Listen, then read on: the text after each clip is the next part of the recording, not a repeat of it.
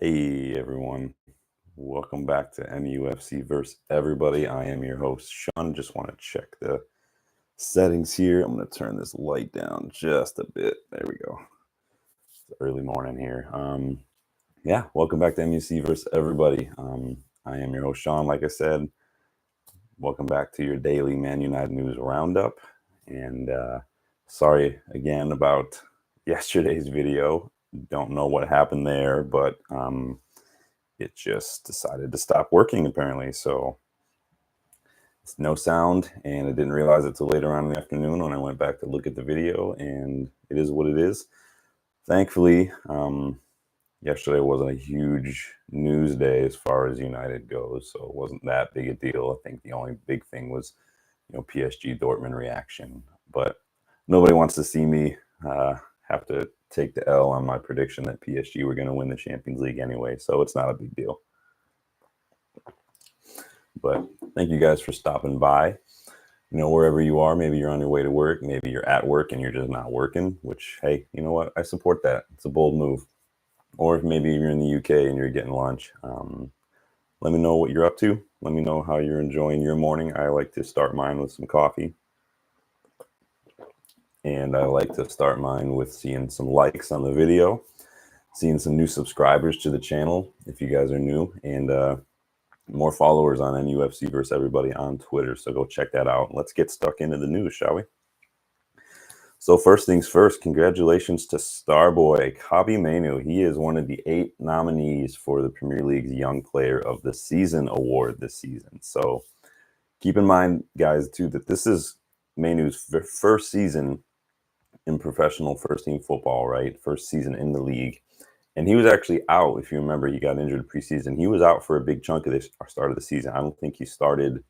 I think his first minutes came in late November, I want to say. He played like 70 some odd minutes around Thanksgiving. I remember it being around then. So that's impressive.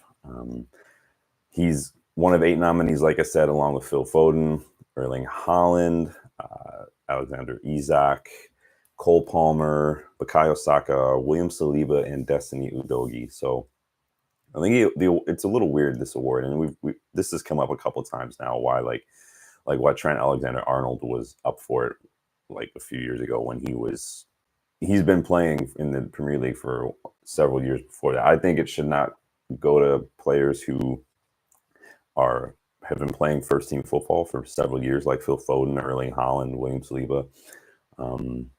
These guys have been playing for a long time. I mean, didn't Foden just win Player of the Year? Let it go to younger guys who have only been playing for a year or so. I think that maybe we should change it to like the breakout player of the season or something, or debut season or something. But that's not my Man United bias, because I do think Cole Palmer should probably win it, and deservedly so. If anyone can fight me on that one, Cole Palmer has pretty much saved Pochettino's job this season. He's single-handedly kind of clawed and carried Chelsea back up to, pretty much ahead of us right now in the league. So, and Pochettino, they need to give him a new contract, Cole Palmer, because he has been arguably the signing of the season for me. You could probably put Van de Ven up there for Spurs.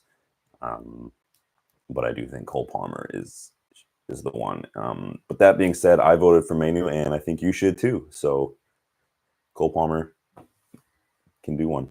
Anyway, let's move on here. So United are back on top.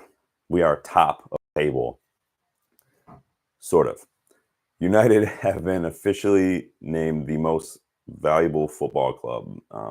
This is according to a report from The Athletic, who get the numbers from, I think it's called Sportico. So United are now valued at $6.2 billion. That's in US dollars, followed closely behind by Real Madrid, who are just over $1 billion, or $6 billion, 6.06. So about a lot of money, a lot of worth, and I think that's obviously why the Glazers didn't want to sell. I think, again, I don't want to go into all that. Obviously the channel wasn't around when the whole takeover thing happened, but Sir Jim's bid, did value the club higher than the Sheik, if the Sheik is a real person. So, and I think that's the kicker, is that ultimately means more money for the Glazers, which is fine if that's what you have to do. I didn't have a problem with it. But now it's official. We are the most valuable club, and it's a big name. I think obviously it's going to be a big selling point, from the commercial side of things, which the club does care about, which does help. We unlike other clubs, we did get to that status organically over the years just by winning, by managers like Sir Matt Busby and Sir Alex Ferguson got us there. The Champions League is what it is for English clubs because of Sir Matt Busby and the tragedy of the Munich air disaster. So, we put a lot of that in motion a long time ago, and we've earned our way to that valuation. And despite the Glazers' best efforts, we're still valued very highly, and long may it continue. So let's move on to a little bit of transfer news today. So if you remember FC Copenhagen, you remember them from our Champions League campaign this year, a very short, truncated Champions League campaign. They have an 18-year-old winger named Rooney Bargi. Obviously, people were making a big deal about when he scored against us because his name was Rooney, because that's what passes for journalism these days, is taking that kind of connection and just blowing it up. But so we were heavily linked with Rooney Bargi all throughout the season. Good young player, tricky player, fast player. What winger aren't we linked to, right? Well, he recently picked up an ACL injury in training for Copenhagen, and his season is done. It's unlikely he'll be moving this summer. So if he was as big a target for us as was reported, odds are it's not going to happen this summer. Stranger things have happened. When we bought Diogo Dalot, he was injured. We bought Ruud van Nistelrooy injured. It could happen, but I think that if we were looking for wingers, obviously we're linked with Elise. So we'll see what happens there, but it looks like that one is for sure off the table for a while. Got some news coming out of Portugal with some United transfer news here. So following up on a lot of the numerous reports that we've reported on over the last month or so regarding João Neves, obviously Benfica's young midfielder. We're heavily linked with him. The link and the interest does seem legitimate. And this is according to Portuguese outlet Record. So the report states that Casemiro is not in our plans next season, and we are looking for midfielders, namely João Neves. But Benfica would ideally want to keep Neves for another season. I like Neves, but again, as I've spoken about before, I do think he reminds me a lot of Paul Scholes. He does remind me a little bit of Frankie de Jong, that Bruno Guimaraes. If you watch Vitinha play for PSG in the Champions League, kind of reminds me of that a little bit more as well. Just that midfielder who's able to do a little bit of everything. He can he can be a playmaker. He can win the ball. He can pick the ball up off the fence and dictate play. He can carry the ball. He gets involved in all areas of the pitch. Good midfielder. But he will be expensive, especially if Benfica's recent sales are anything to go by. Do I think United will spend that much on one player? Probably not, if I'm honest with you. The only way I see that happening is if Sir Jim is kind of like the Ronaldo situation when we brought Ronaldo back. It wasn't in the plans, but it's like if that player is in the plans, but maybe not this season, and they're made available, then you kind of take a second look at it, and then you kind of ask yourself, okay, what do we want to do here? So the only way I see this happening is if Sir Jim and Ineos decide, you know what, we do have a lot of strengthening to do. We have a lot of things to do, but this player's available. We want to make a statement signing to really show our intent. And I think that if that were the case and that money for him didn't necessarily come out of the transfer budget, I guess, but was more of the owners kind of saying, yeah, we're opening up our wallets because we believe in this player and we think this is a star, then I see that could maybe happening, but that's a stretch, right? But in any case, that the same report also claims we're looking at Benfica's center back Antonio Silva, obviously another young player. And the report does state that Benfica are more open to selling him than João Neves. Obviously, Benfica are known for selling players. They don't want to sell too many players, but Darwin Nunez, Gonçalo Ramos, Enzo Fernandez. I mean, they sell players left and right. But you have to be strategic when you're a selling club like Dortmund or something, or Brighton even, because we saw what happened to Brighton when they sold too many of their key players last summer. They sold Caicedo and McAllister in one summer, and they've been struggling this year. And so you have to be strategic. You can't afford to let too many of these players go. So Benfica have a lot of players. If João Neves is someone on our list and the owners are willing to stump up the money, we need to move quickly before Benfica starts selling other players and become a little bit more reluctant and a little less cash strapped in that case. So we need to take advantage of that if something that we're actually interested in, but I still can't see it. Speaking of Casemiro, so this is coming from Caught Offside. My views on Casemiro in recent weeks have been not good. I'm not happy with Casemiro this season specifically, but so you remember that we reported last week that some Saudi clubs were interested in Casemiro. Well, Caught Offside is reporting that Al Nassr, and I remember that's where Ronaldo plays now, are preparing a 40 million euro bid for Casemiro this summer. Casemiro already looks like he's on at a resort in the Saudi league. He doesn't look like he's present. He doesn't look like he cares anymore. And it's really frustrating to see a professional just mentally check out like that. Like that to me is the opposite of professional. But in any case, I think we can do better than 40 million for Casemiro. Honestly, we paid 70 for him.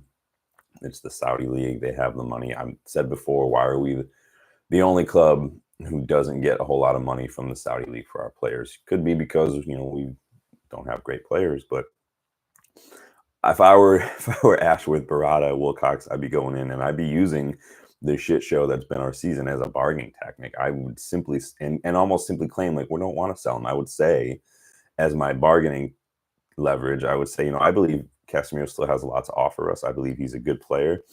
I believe that a lot of what we've seen from him this season has to do with what's been going on at the club, but also he had that injury too. And I think that with a summer of rest and a solid preseason, Casemiro will be back to his normal self next season. So we think that we don't want to sell, but we think that maybe an offer more than that, maybe 50, 55 million is probably more in line, maybe could get us to be open to it.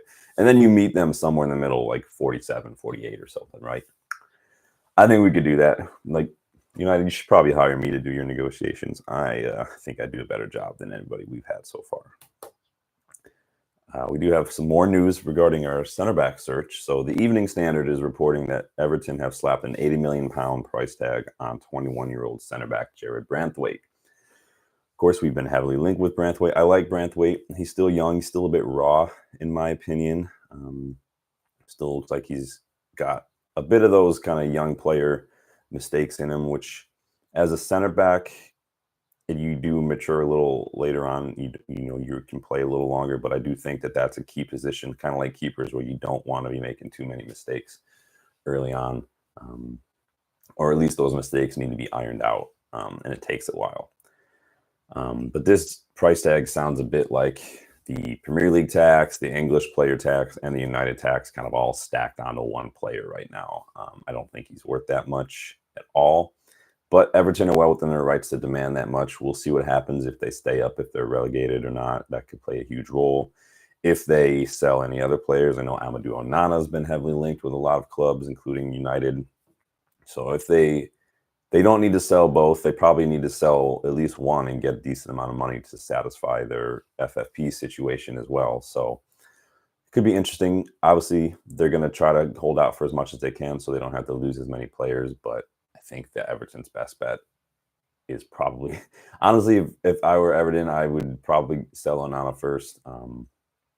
But it's not my club. But a little too much for us to pay for a center back. He's good, but we're not in that position to spend that much on one player.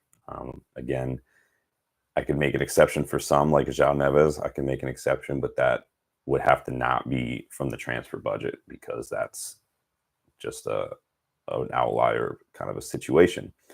We need two center backs as well, and obviously we're linked to Tosin Adarabioyo at Fulham, who's going to be a free agent this summer. I think that was a no-brainer, but we need to do better.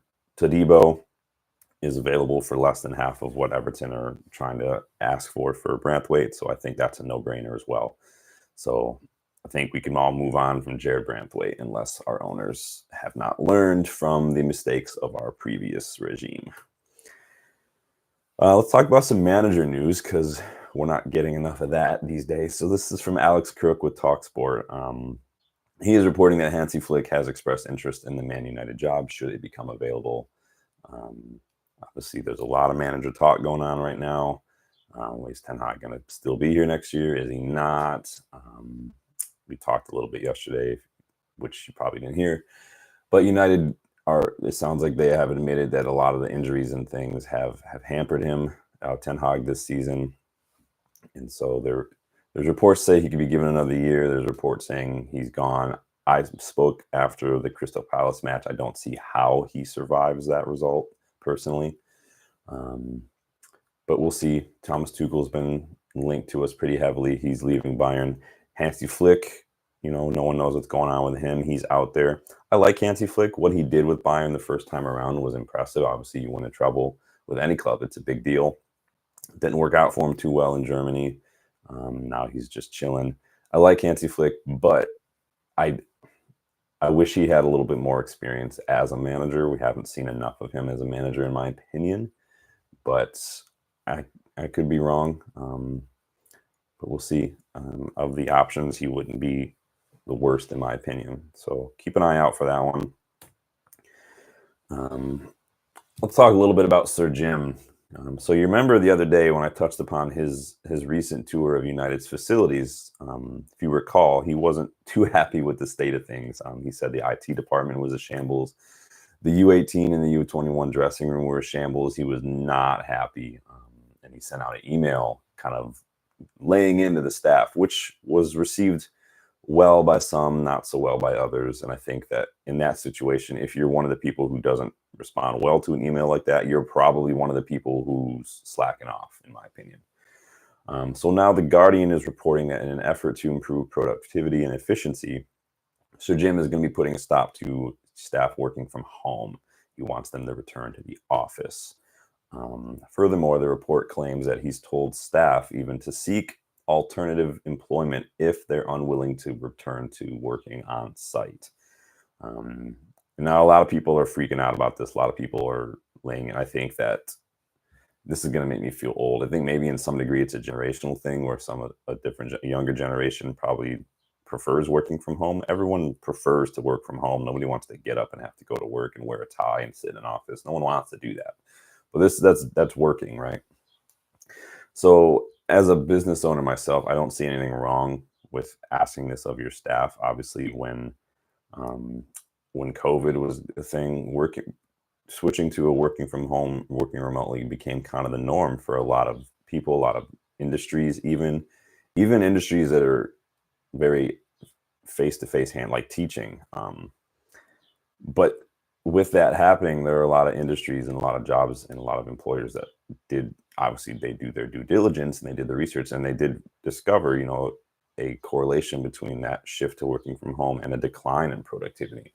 Now, this isn't saying that everything saw a decline, because there are some studies that also show that working from home or working on a 4-day work week, whatever, do have certain benefits. But at the same time, that's very industry specific as well. So not saying one way or the other. I'm just saying, as the owner, he's entitled to do what he wants. And I don't think that out of all the things that he could ask for, this is the worst one.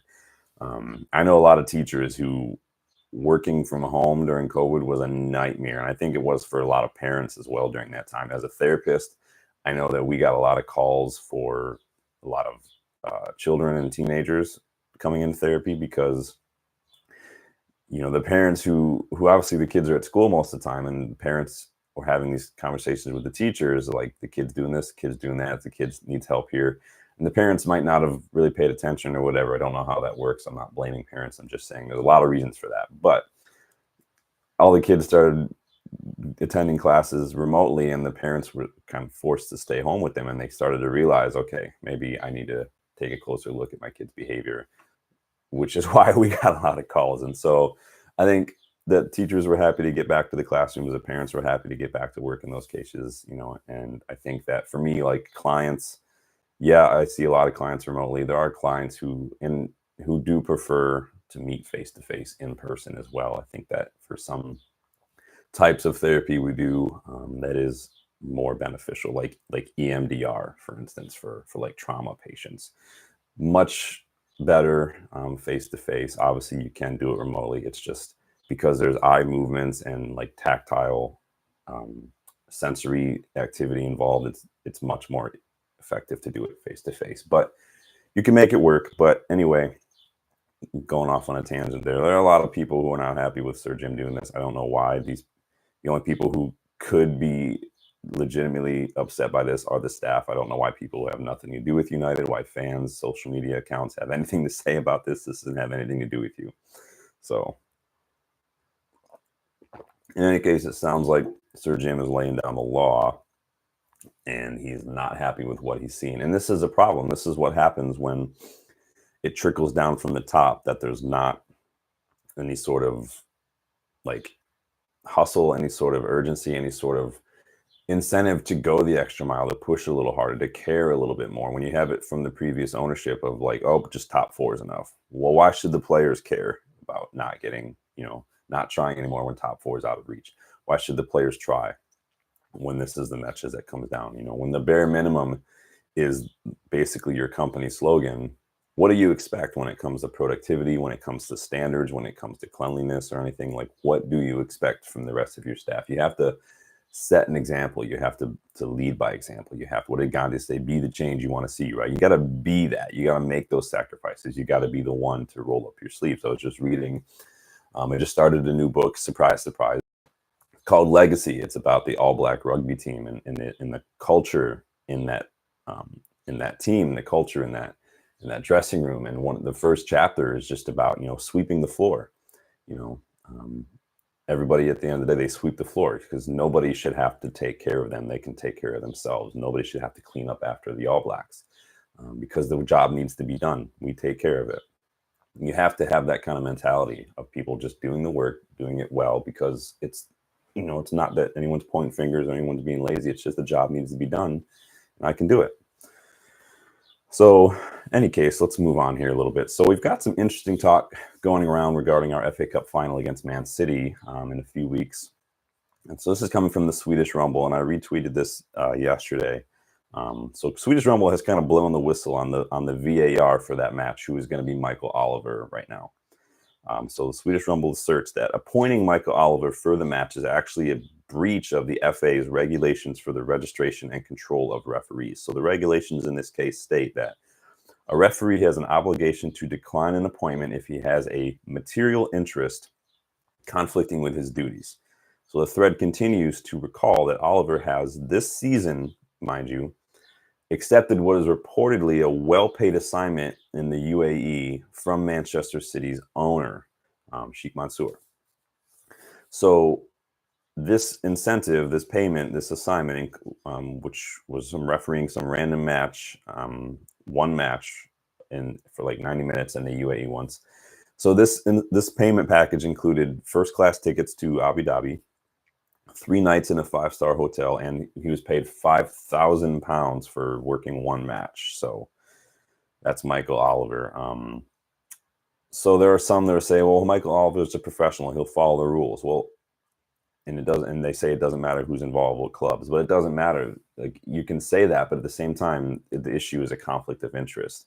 Any little thing that could, the regulations state the integrity of the game. Any little thing, any little decision in the match, City get this decision, United don't, that calls into question this conflict of interest. And so you don't want that question looming over the match. And so you need to make a change to the VAR for this match.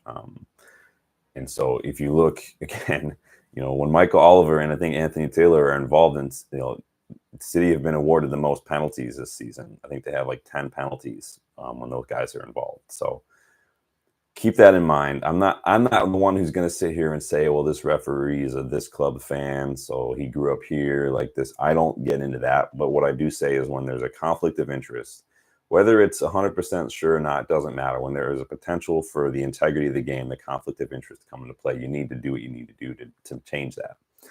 And so I think he should be removed from the match. It's not a punishment. It's not like you're bad this. It's just like, hey, there's a conflict of interest here.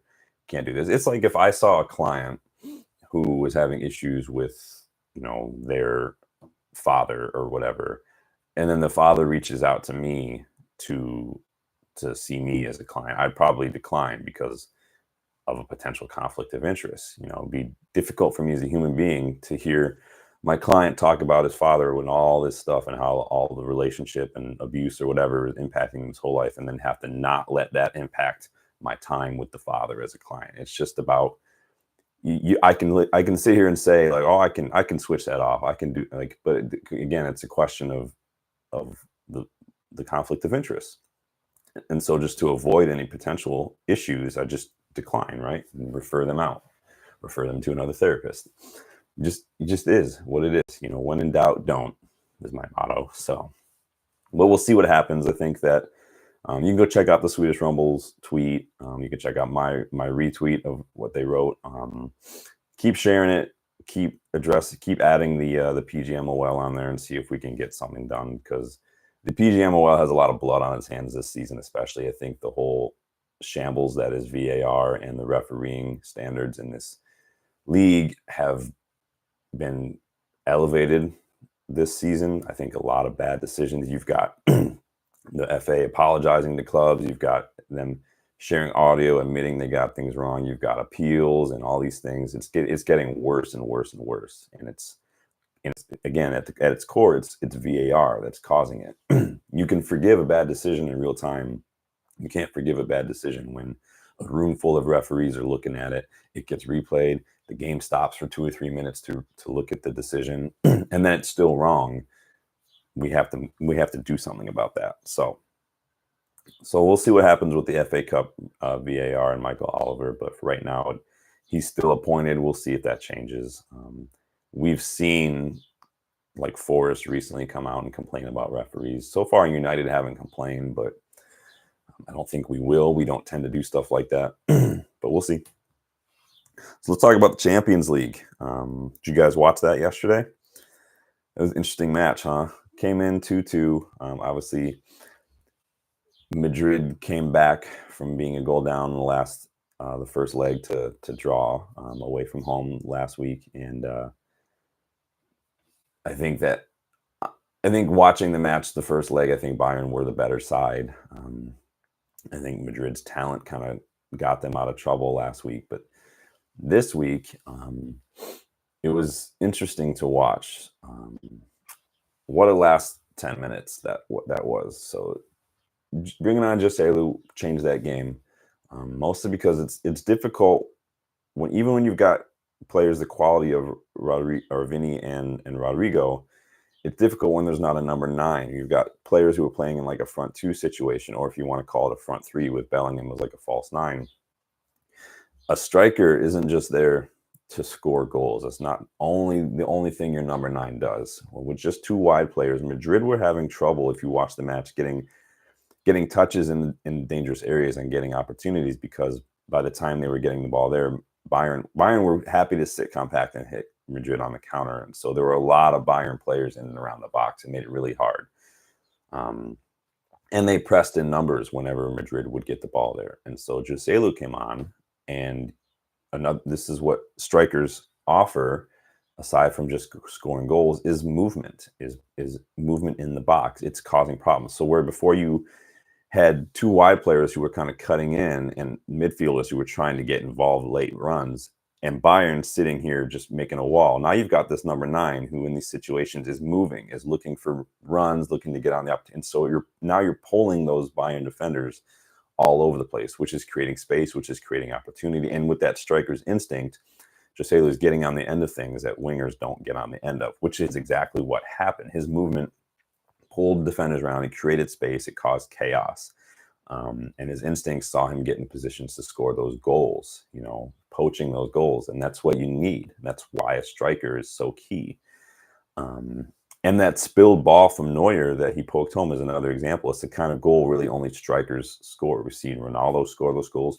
It reminded me of that goal against PSG when United knocked them out that Lukaku scored. When I think it was Rashford drilled that shot in, and Gigi Buffon spilled it, and Lukaku, being the striker and having instinct, just poked it home. And that's what you need to have in a striker. I think that's something that Højlund needs to get a little better at. And he's young. I'm not saying he's bad striker because he's young. He's got to develop that kind of movement, that kind of reading only comes from experience. And Højlund is still very young. And so Joselu's in his 30s, Ronaldo's in his 30s, Lukaku was in his late 20s. Like, he'll get there. We got to be patient with Højlund. The raw ability is there. Now he just needs the experience to develop it, and you only learn from experience. So anyway, obviously Madrid came back to win that match. A little bit of controversy in the end as far as offside. I've seen people say it's onside, offside. I think they were saying that who was the was it named Popovich or something? Paulinho or something. Forgive me, I forgot his name.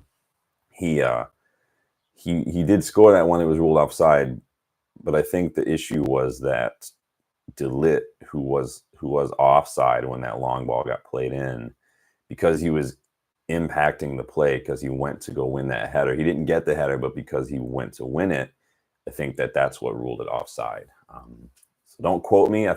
That was my interpretation of the situation when I was watching it, but you let me know what your thoughts were. But at the end of the day, at least we can all laugh at Harry Kane again for being the anti-trophy, right?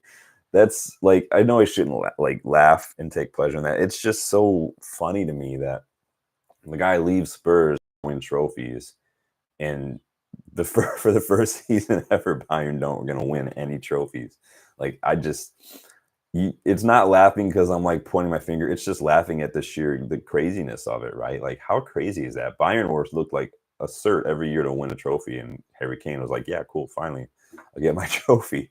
But this didn't happen, and it's just that's insane to me.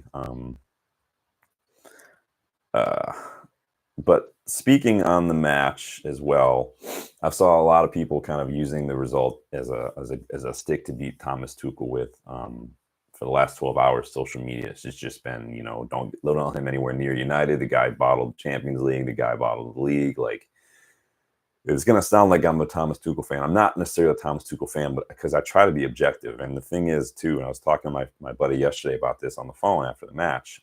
It's odd, some of the bashing I've seen. So getting to a Champions League final, even with Bayern Munich, is not a small feat. That's a big deal. And going out to Madrid, who've won it how many times in recent years? I mean, it's not like you went out to like Sociedad or something like somewhere. And that's not disrespect. It was the first like level down club I can think of off the top of my head.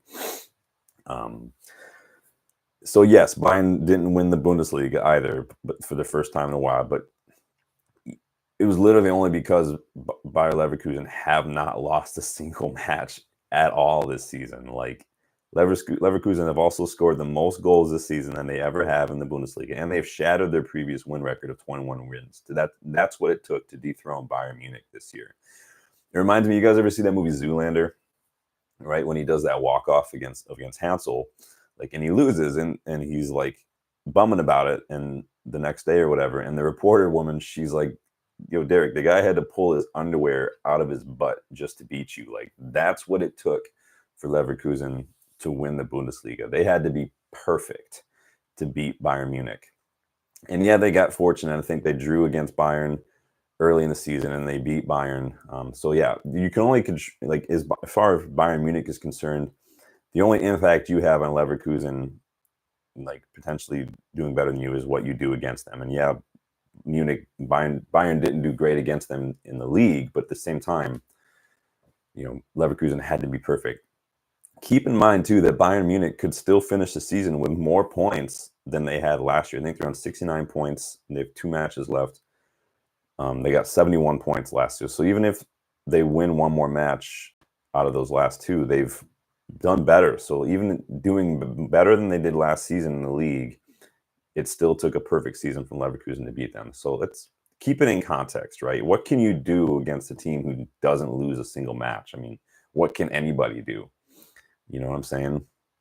And so it is what it is. I mean, you could say literally the same about everybody in the Europa League. You know, like you shouldn't let, like, it's your fault. Leverkusen are going to win. Everybody in the Pokal, it's your fault. Like, I get Bayern Munich are the biggest club in Germany. They're a huge, huge club. And I think any manager right now that took over for them would probably, you know, have had the same league finish right now. And that's just the fact by looking, because you can, the only thing the manager could have changed was their results against against each other. So keep it in context, everyone.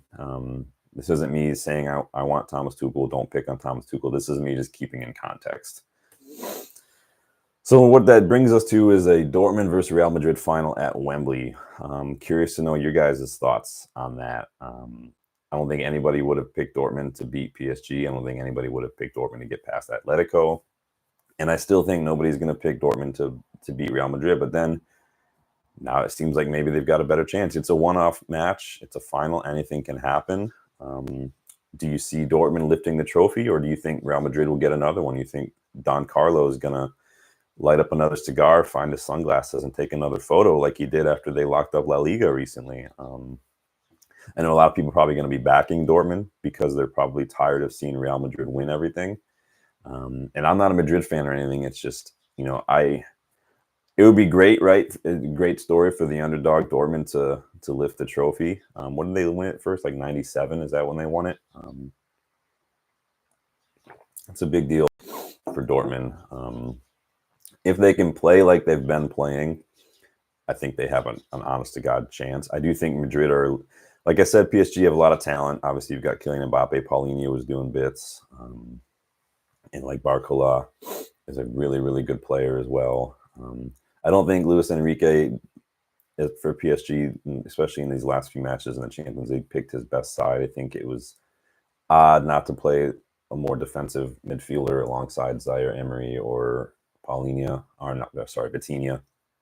I think it was odd to bring in Kolo Muani and Gonçalo Ramos and not use them that much when you needed some attacking prowess. Obviously, Ramos missed a few sitters in that second leg, but he's rusty. So if Dortmund can play the way they've been playing, I think they do have a better shot. But Madrid are more stacked with talent than PSG even, and so it's that mentality versus talent, that tactics versus, you know, star dust is gonna be elevated to a different level. So Dortmund are really gonna have to be on their game.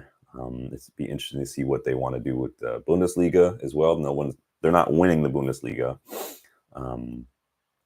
but it's going to be interesting to see how they handle this final, how they handle the rest of their domestic league. They've got 2 matches left.